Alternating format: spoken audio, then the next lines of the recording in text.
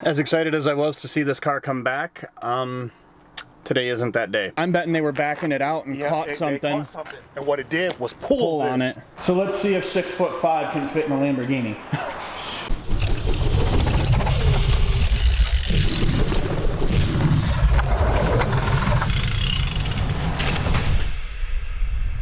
Good morning, everyone. Welcome back to the channel. I'm Sean. This is Dream Cars Daily, and today I'm going to pick up a car that you guys haven't seen yet. We literally have a car that has been in a shop in Grand Rapids since before I started the channel. It's been there since September or October of 2018, and it's done. Long story on it, why it was there for so long. It's a convertible, it's old, and parts are incredibly difficult to find, so they had to be refurbished, and there's only one company in the world that I know of that does the refurbishing, and we had to wait. And it's done, so I'm headed to go get it. I do need to bring the work van to the dealership here in town because it's still under warranty and I'm having some issues with the heat. So we're going to drop that off and then we're headed straight to Grand Rapids, which is about 45 minutes to an hour away. And we're going to pick the car up and hope that after sitting for a year and a half, everything else is good on it, that we don't have battery issues or anything. So fingers crossed on that. Let's go ahead and get on the road.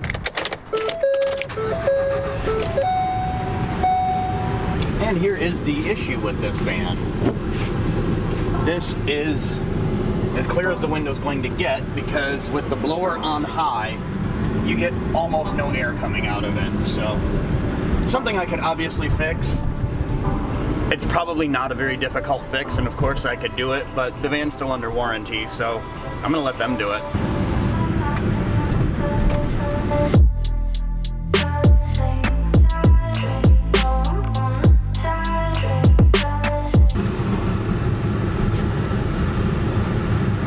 So when I said straight to Grand Rapids, that was probably a lie. It was definitely a lie. I need breakfast first. It is cold. It's supposed to be 50 degrees today, and it's about 25, so this might give it a little chance to warm up before I drive a convertible back 45 miles. An old convertible.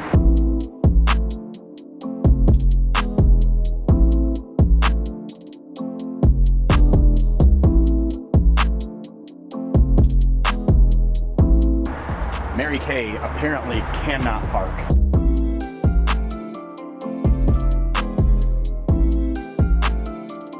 We're here to pick up the Cadillac at an unnamed place. I'm not going to say the name because I really don't want you guys to go here. The customer service here was the worst customer service I've ever had in my life. So I am remaining hopeful that the quality of their work is better than their customer service. We'll talk more about that later.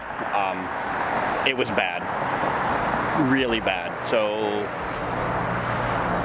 hopefully the car's not bad. Well, here she is, a 74 Eldorado convertible with a beautiful brand new top and working mechanisms finally. It's been a year and a half in the making. It's going to be nice to be able to get this thing out and actually use the top properly and hopefully at the end of the day get it to some shows and bring it around and actually get some enjoyment out of it. We did, however, find some issues.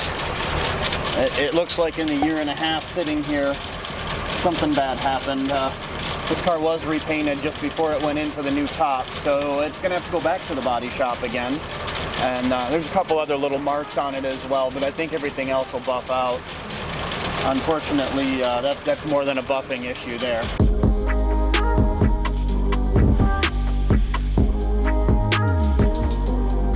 All right, so here we are. This is the top mechanism right here. All of these rails had to be replaced because they were bent, just pretty much destroyed. The way these work is way different than any other convertible top. Most of them fold in a different pattern, and because of that, there aren't replacements. You just have to refurbish the ones that you have and then put a brand new vinyl top on it. Hopefully all of that will give years of enjoyment again. This car's been around for quite a long time. It's been repainted. in the white. I don't think this is the original color on it, but this is the color that it is now. The interior's all been redone with this red, and it's definitely a little bit of red overload, but we like it. And it's definitely a bit dusty from sitting for a year and a half.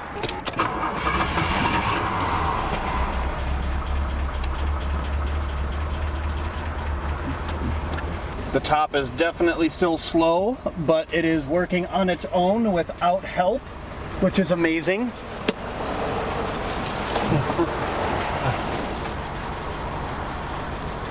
That used to be a 2 or 3 person operation because none of this right here was correct anymore. As excited as I was to see this car come back, today isn't that day. It's saying low oil pressure, and I'm not driving it 45 miles like that. I guess it's gonna be a flatbed. I prefer to drive everything everywhere because that's kind of my thing, but not at the risk of seizing the motor. So, yeah, I guess we're gonna have some repairs.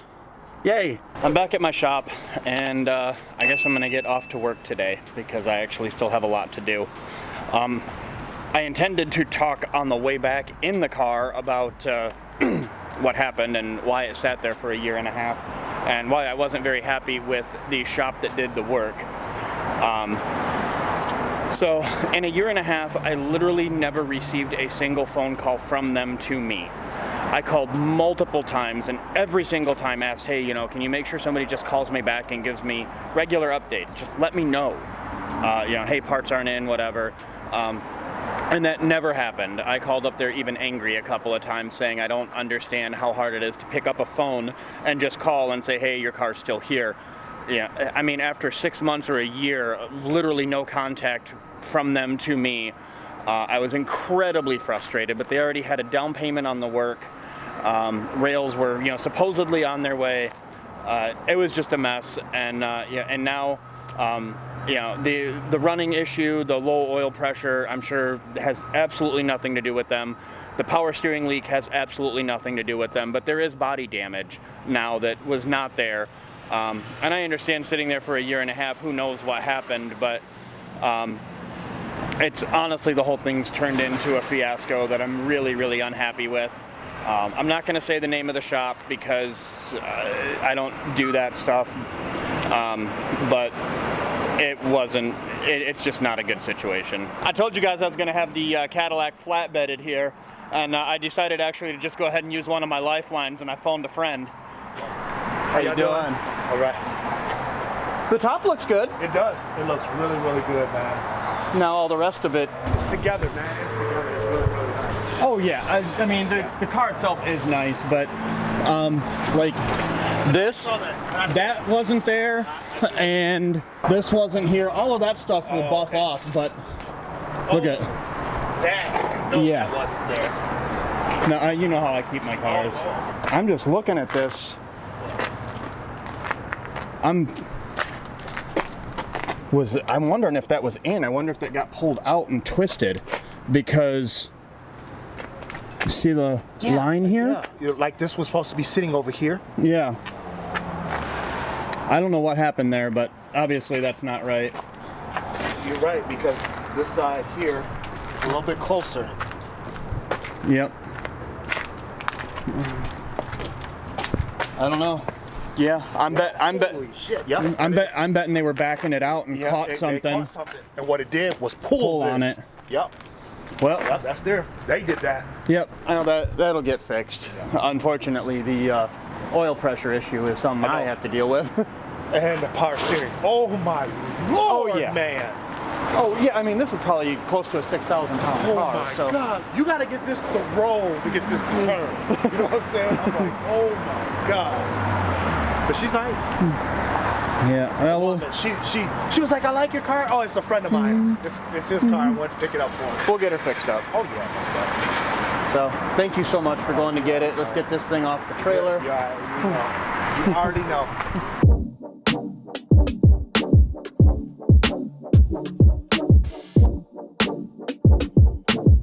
Good thing you got long ramps on that with this 4-foot overhang in the back.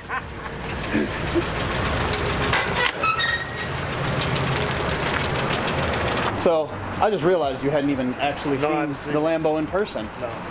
So I should turn some lights on.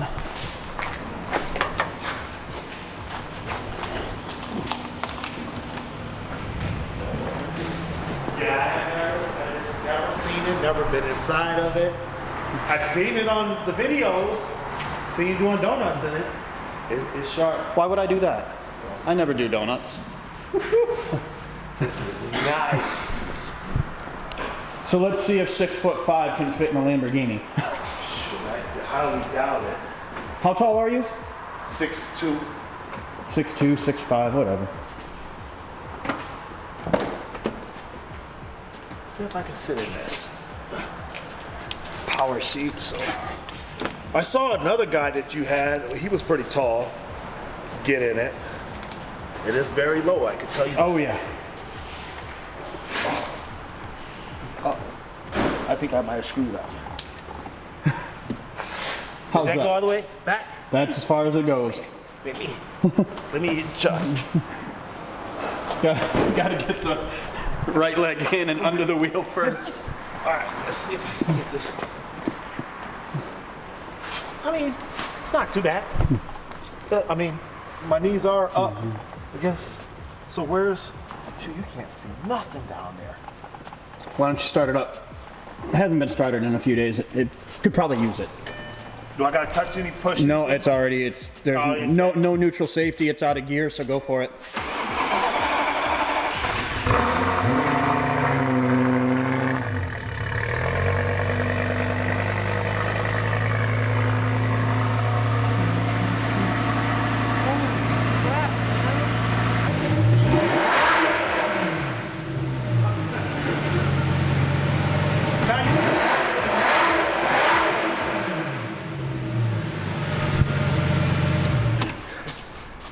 You want me to talk now? Dude,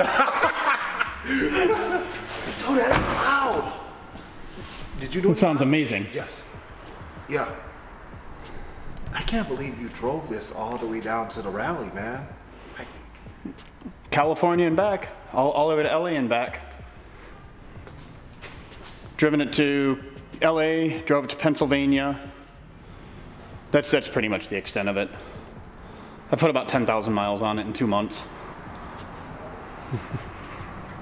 Man. And it's so amazingly comfortable, as you saw. That I mean, it's almost like just riding in a Bentley.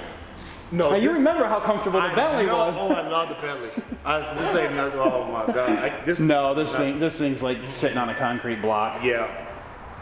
These are not built for comfort at all. No. They just look good and fast. Yep. That's about it.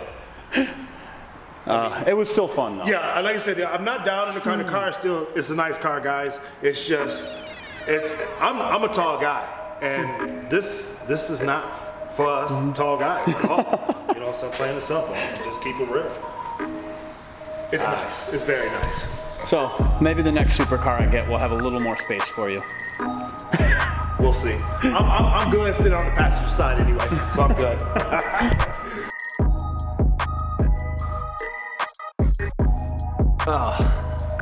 I'm smiling right now, even though I shouldn't be.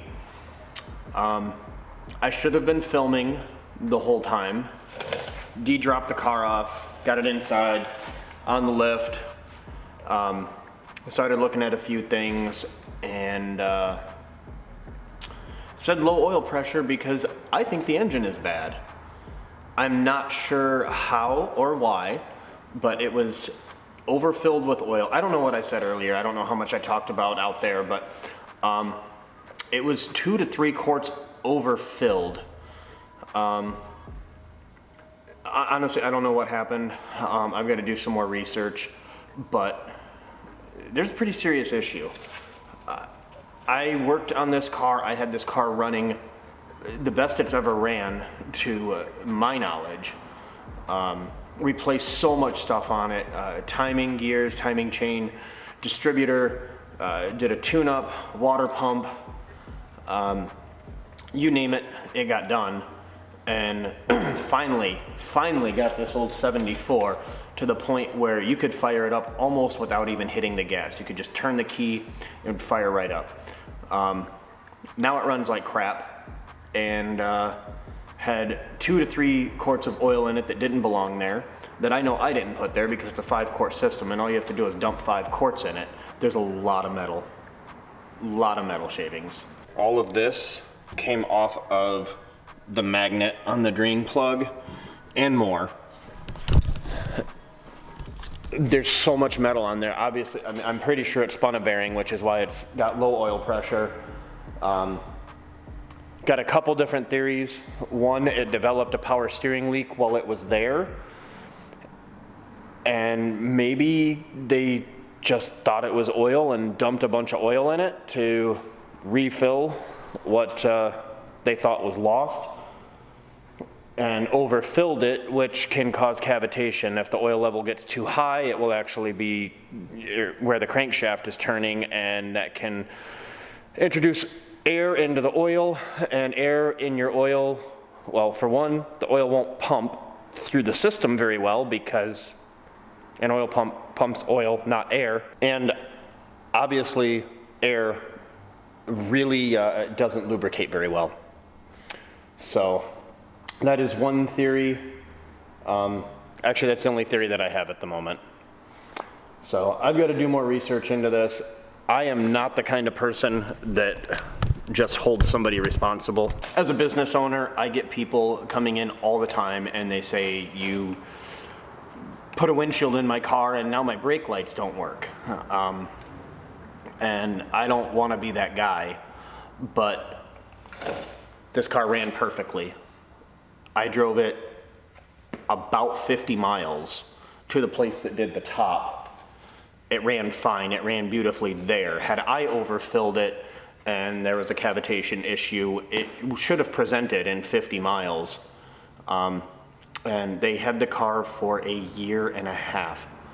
And that year and a half, I don't know what they did to the engine. I do know they did this, and a little bit of research, or a little bit of determination figured out that it looks like they backed out, impacted a wall, and actually pulled this away, because this is all twisted. I think it's just this end cap though, it's not the whole bumper. These are 2 separate pieces here, but we've got some damage to this, and then I think the turn signal lens and all that's okay, but I mean, this car's had so much work done to it. Literally, like every system on this car has been gone through. The motor was running perfectly, and now it quite possibly needs rebuilt. So, I know I said the video was over earlier, and then Diedrich showed up with the car, and I filmed more, and then I did some research into the car and did some work on it and filmed more now to tell you everything. So, I think now the video is over. Probably. Most likely. We're gonna call it over. So, you guys, please hit the subscribe button, throw me a like, go pick up some merch at purekalamazoo.com/dreamcars, and I might be buying a motor.